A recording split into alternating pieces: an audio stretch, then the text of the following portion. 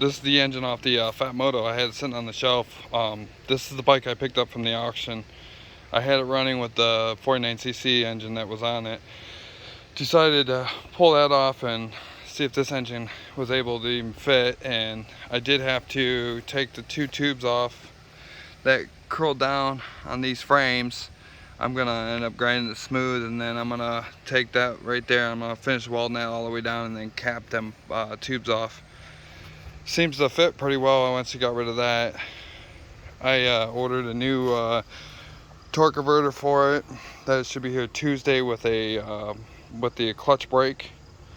So I'm gonna end up taking these rims off, swapping them out with another set of double wall rims that I have.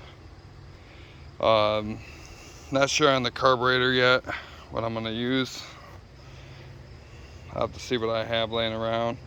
But yeah, it seems to fit really well, and hopefully have this thing up and running by next week.